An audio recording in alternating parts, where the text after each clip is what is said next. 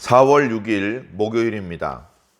마태복음 27장 15절부터 26절까지 말씀을 읽고 은혜 나누도록 하겠습니다.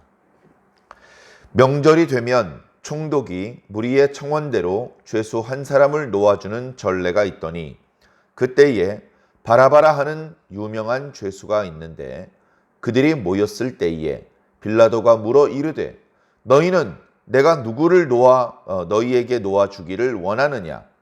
바라바냐?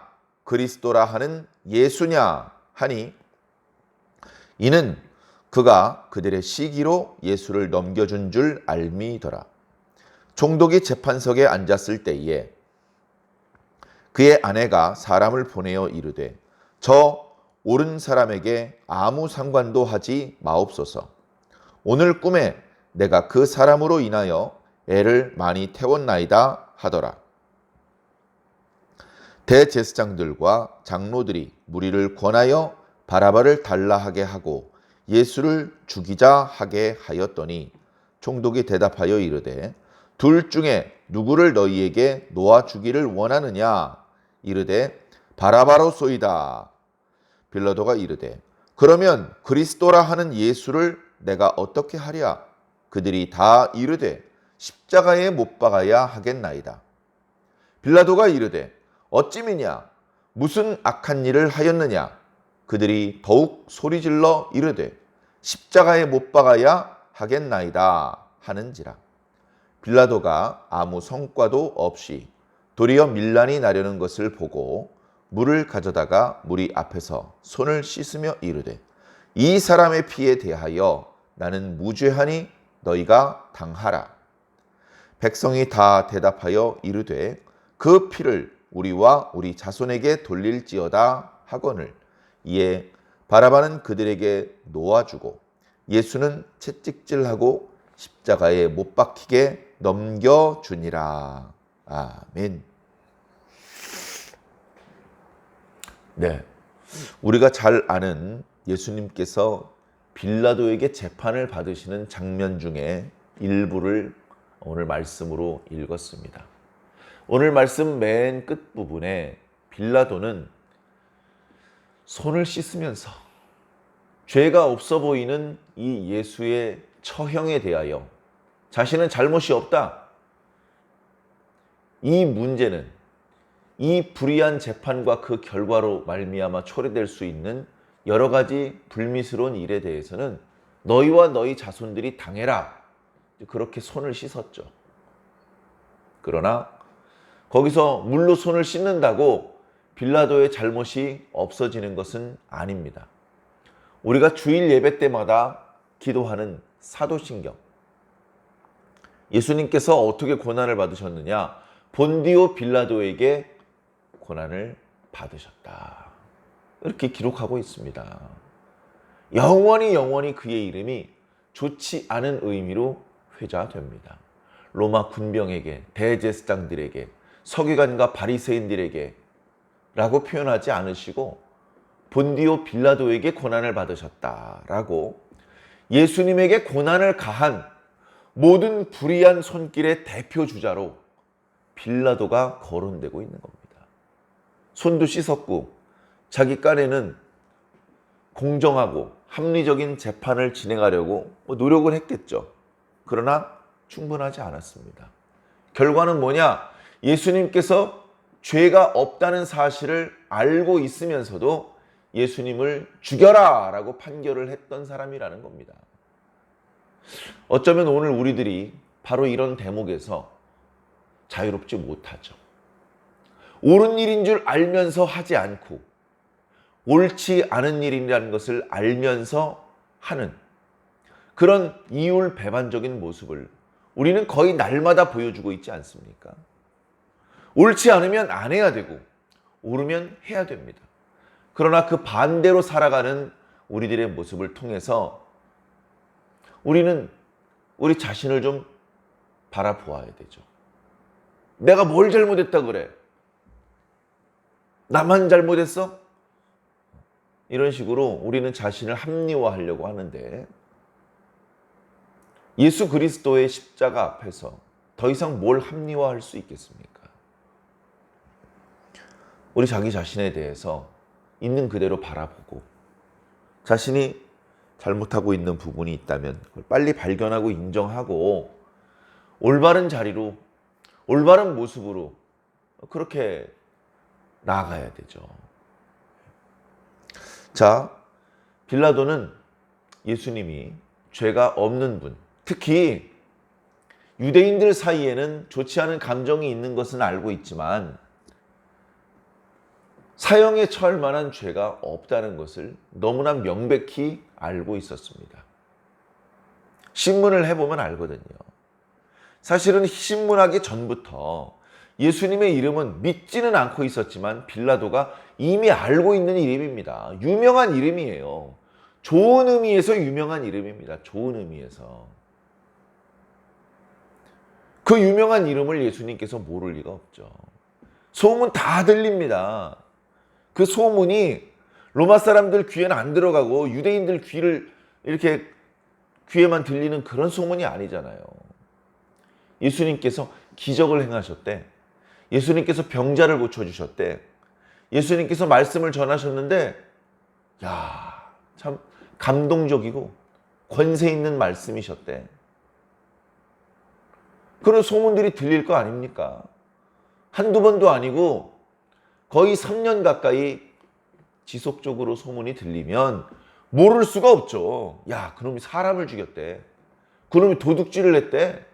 이런 소문이면 백성들이 죽여달라고 요청을 했을 것이고 요청하기 이전에 수사를 해서 체포를 했을 겁니다. 근데 좋은 일 하는 사람, 가난한 사람들을 위로해주고 병든 사람을 고쳐주는데 왜 감옥에다 가둡니까? 그럴 필요가 없는 것이죠. 좋은 일 잘하고 있는데 왜 금지시킵니까? 빌라도가 다 알고 있으면서 예수에 대해서는 아무 불편을 또는 위협을 느끼지 않습니다. 유대인들 중에 이렇게 착한 사람도 있나 봐. 그러고 이제 넘어가는 거죠. 자, 그런데 뜻밖의 예수님이 고소당했습니다. 우리는 가이사의 종들이기 때문에 사소한 것들은 저희들이 알아서 판결을 내리지만 사형에 해당되는 죄는 저희들이 판결할 수가 없습니다. 그래서 데리고 왔는데요. 이놈은 죽여야 될 놈입니다. 그러면 사형을 언도할 수 있는 권리가 있는 로마 총독이 무조건 눈 딱 감고 알아서 니들 시키는 대로 할게. 그러면 그 유대 제사장들이나 장로들의 꼬봉이잖아요. 이제 그러면 안 되기 때문에 정말로 죽여야 될 죄인인지 내가 직접 신문을 해보겠다. 바라바는요, 사람도 죽이고요, 밀란을 일으키려고 선동을 하고 다니고 증거가 명백하기 때문에요. 신문하는 게 그렇게 오래 걸리지 않습니다. 예수님은 그동안 자신이 했던 많은 민형사 사건의 재판에 비해 생소한 상황입니다. 죄수가 고분고분해요. 도망갈 생각을 하지 않습니다. 얌전합니다. 죄수가 난 죄가 없습니다라고 소리 지르지 않습니다. 살려달라고 풀어달라고 애원하질 않아요. 이놈 봐라. 참 희한한 놈이네. 그러면서 몇 가지를 물어보는데 잘못한 게 없어요. 잘못한 게 없어요. 뭐 진리가 무엇인지, 하나님의 나라가 무엇인지 논박을 했다. 그런 기록이 일부 있습니다만 예수님께서 굳이 자기 자신의 무죄를 입증하려고 하신 말씀이 아닙니다. 살려달라고 죽여달라고 아무 말씀 안 하셔요. 빌라도가 참 희한한 놈이네. 그런 생각을 했습니다. 확실한 건 뭐냐 하면 죽일 죄는 없는 놈이다. 죽일 죄가 없으면 풀어준다. 자, 그런데 일방적으로 풀어주지 않고 나름대로 정치적인 술수를 쓰려고 합니다. 그냥 내가 신문에 봤는데 죽일 죄는 없어. 채찍질 몇 대 했으니까 그만하고 이쯤에서 끝내지. 이렇게 권위 있게 누르면 좋은데 부임된 지 얼마 안 돼서 그랬는지 그렇게 권위 있게 유대 제사장들과 장로들을 누른 것이 아니고 그들에게 제안을 합니다. 바라바라는 아주 극악무도한 죄수가 있고 이번에 너희들이 기소한 예수가 있는데 이게요 원문을 보면 참 이게 아이러니한데요. 이 바라바가 이름이 또 예수예요. 예수 바라바예요. 예수 바라바. 그리고 예수님도 예수님이잖아요. 예수. 사람들이 그리스도라는 이름을 붙여준 사람이잖아요. 참 이게 원문을 보면 참 아이러니합니다. 바라바도 예수예요. 얘들아 어떤 예수를 풀어줄까? 이렇게 물어보는 겁니다. 바라바라고 하는 예수를 풀어줄까? 그리스도라고 하는 예수를 풀어줄까? 이렇게 물어보는 거예요. 원문을 보면 예수라는 단어는 한 번밖에 안 나와요. 빌라도가 다 알고 있는 것이죠. 신문을 해보니까 무죄야. 그리고 고소하기 전부터 알고 있었어. 예수는 나쁜 놈이 아닌데 근데 저 유대 지도자들이 예수에 대해서 질투하고 있구만. 사람들이 자신들을 존경하지 않고 예수를 선지자라고 생각하고 다 거기 가서 그의 말을 듣고 그를 존경하니까 시기하니 그 시기심에 눈이 멀어서 죽여달라고 하는구만. 적당히 하지 죽여달라고까지 하니. 그렇게 이제 예수님은 죄가 없는 분이라는 걸 알아요. 예수님의 별명이 그리스도야. 자기 자신을 얘들아 앞으로 나 그리스도라고 불러라. 알겠지? 이렇게 말씀하신 적이 없어요. 그저 예수님을 따라다니는 백성들이 예수님을 그리스도라고 부른 거예요. 그 이야기를 빌라도도 알고 있는 것이죠. 그 정도라면 백성들이 일반 서민들이 저렇게 많은 사람들이 그리스도라고 별명을 붙여주는 사람이라면 죽여야 할 죄를 지은 사람이 아니야.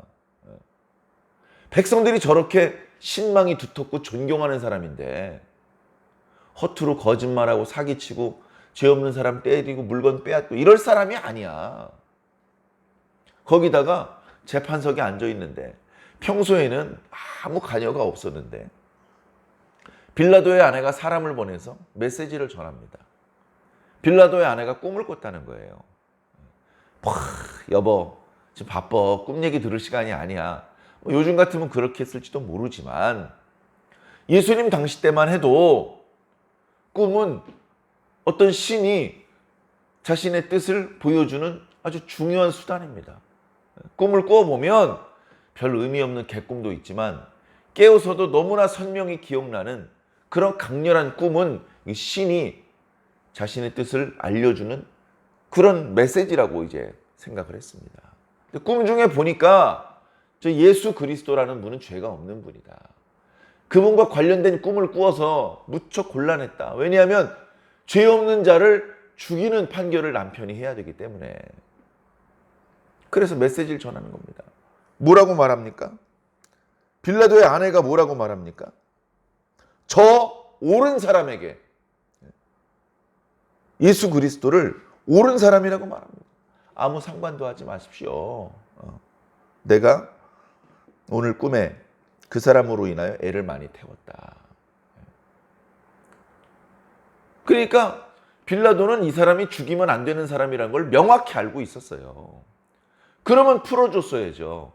그러나 상황의 논리에 의해서 많은 사람들의 목소리에 의해서 밀란이 일어난다고 하는 정치적인 손해를 볼 것이 두려워서 그만 예수님을 죽는데 내어주었고 그래서 지금까지도 본디오 빌라도에게 고난을 받았다고 우리가 이야기하고 있는 것입니다. 자, 처음에는 얘기를 했죠. 처음에는 명절에 누구를 놓아주랴? 바라바라고 하는 예수냐? 아니면 그리스도라고 하는 예수냐? 그러면 백성들의 신망이 두터우니까 백성들이 그리스도라고 하는 예수를 놓아주십시오. 이렇게 말할 거라고 생각을 한 겁니다. 그런데 뜻밖의 뒤에서 보이지 않게 제사장들과 장로들이 위협을 했는지 돈을 풀었는지, 야, 바라바 풀어달라고 해. 바라바 풀어달라고 해. 이러고 이제 권하고 다녔습니다. 말이 좋아서 권한 거지 협박과 위협과 회유와 여러 가지 방법으로 그 재판석 밑에 모여있는 백성들에게 바라바라고 소리 지르게 했습니다. 일부는 예수라고 소리 지르는 사람도 있었겠죠. 예수님의 어머니도 계셨으니까. 그러나 더 많은 사람들이 바라바를 풀어주시오. 바라바를 풀어주시오. 이렇게 얘기를 하는 겁니다. 빌라도 입장에서는 황당하죠. 죄 없는 사람을 고소한 것도 기가 막힌데 저 유대 지도자들에게 놀아나는 것 같아서 영 기분이 찝찝한데 지금 여기 모여있는 상당히 많은 수의 유대인들이 바라바를 풀어달래요. 아니 이놈들 똑똑하고 사리분별이 좋아서 항상 지혜롭게 판단을 내리는 사람인 줄 알았더니 바라바를 풀어달라고? 의아하니까 자꾸 물어봅니다. 에? 누구라고? 바라바를 풀어주시오. 야, 그러면 이 그리스도라고 하는 예수는 어떡할까? 십자가에 죽이시오, 십자가에. 에? 십자가에 죽이라고? 십자가란 말이 여기서 처음 나옵니다. 십자가에 죽이라고? 아니 그거는 그냥 좀도둑 살인 강도도 아니고 거의 반란을 저지른 대역 죄인들한테만 내려지는 극형인데 아니 이 예수란 사람이 뭘 잘못했냐? 무슨 잘못이 있길래 그런 극형으로 죽여달라고 하는 것이냐? 백성들이요. 예수님이 죄를 지었는지 안 지었는지 중요하지가 않아요. 십자가에 못 박게 하소서, 십자가에 못 박게 하소서. 소리가 점점 커집니다. 순간 빌라도가 야 이러다 밀란이 일어나겠네, 밀란. 그런 생각을 한 거예요. 밀란이라는 것은 백성들의 반란을 말하는 것이거든요. 로마 정부에 대해서 반기를 드는 겁니다. 우리가 잘 아는 것처럼 로마 이탈리아 반도에서 조그맣게 시작을 했는데 큰 제국이 됐어요. 큰 제국이 되다 보니까 본래 이탈리아 사람 아닌 사람들을 이탈리아 사람들이 지배를 해야 됩니다. 지배받는 거 누가 좋아해요? 지배받고 억울한 판결로 누명 써야 되고 가지고 있는 재물들 세금으로 다 뺏겨야 되고 전쟁 중에 죽어야 되고 누가 좋아합니까? 로마의 지배를 희망하는 민족이 어디 있습니까? 그러니까 힘에 눌려서 어쩔 수 없이 로마에 복종하고 세금을 바치고는 있지만 기회만 되면 반란을 일으켜서 로마의 지배로부터 벗어나서 독립을 하고 싶은 게 로마의 지배를 받았던 모든 민족들의 염원이었어요. 유대인들도 크게 다르지 않습니다. 자, 근데 문제는 뭐냐? 평소에는 선을 넘지 않으면 좀 너그럽게 대해 주었어요. 로마 사람들한테 조금 실수를 해도 너그럽게 대해 줘. 세금을 바쳐야 되는데 안 바치면 좀 기다려 주기도 하고 이번에 흉년이었으니까 내가 조금 봐줄게. 내년에 2배로 내. 이런 식으로 조금 봐주는 면도 있었는데 반란에 대해서는 용서가 없었습니다. 반란을 일으켰어? 조직적으로 봉기해서 로마 군병 수십 명, 수백 명을 죽이고 로마 황제의 명령을 거스려서 스스로 독립을 하려고 한다고? 이런 정황이 포착이 되면 실질적으로 봉기가 일어나면 대규모의 군대를 투입해서 잔인하게 몰살을 시켜버립니다. 잔인하게. 실질로 예수님께서 돌아가신 지 3, 40년 후에 유대인들이 봉기를 일으켰어요. 그때 로마 군대가 쳐들어와서요. 유대인들 거의 다 죽였습니다. 거의 다. 안 도망간 사람은 다 죽였다고 보시면 됩니다. 그리고 그때 예루살렘 성전, 헤롯 성전이 완전히 파괴된 거예요. 성벽 하나 남겨놨다 그랬죠? 그 통곡의 벽입니다. 그때 다 무너진 거예요. 용서 없이 반란에 대해서는 그동안 로마에 충성을 다 바쳤던 사람이 있더라도 반란에 해당되는 사람은 용서가 없었습니다. 그리고 반란이 일어나지 못하도록 각 지역의 왕과 총독들을 세웠는데 그들을 잘 달래서 반란이 일어나지 않게 했어야 되는데 반란이 일어나면 그 지역에 세운 분봉왕이나 그 총독이 자기 역할을 다 못한 것이기 때문에 직위해임됩니다. 모든 권리가 박탈되고 그러다 보니까 빌라도가 이거 밀란이 일어나면 이거 다 총독의 어떤 권세를 잃어버릴 수도 있는데 백성들이 무참하게 도륙당할 걸 두려워한 게 아니고 자기 밥줄 끊어질 걸 두려워해서 그래서 3번 물어봤는데 백성들이 완강하게 바라바를 놓아주시고 예수는 십자가에 못 박으소서 이렇게 소리를 지르자 물을 가져오라고 해서 손을 씻은 겁니다. 어떻게 보면 빌라도가 한 지역을 관장하는 로마 황제의 임명을 받아서 온 총독답지 못한 것이죠. 유대인들한테 질질 끌려다니고 백성들이 소리 좀 지르니까 두려워서 꼬리를 빼는 그런 모습을 보이고 있는 겁니다. 그렇게 하면 안 되는 걸 알고 있는데 그렇게 한 겁니다. 불의와 타협한 것이죠, 결국은. 예수님께서 왜 죽어야 됩니까? 무슨 잘못을 했습니까? 빌라도에게, 헤롯에게 재판을 당하기 전에 제사장들이 산헤드린 공회에서 밤새도록 신문했는데도 불구하고 예수님이 무슨 잘못을 했는지 찾아내지 못했습니다.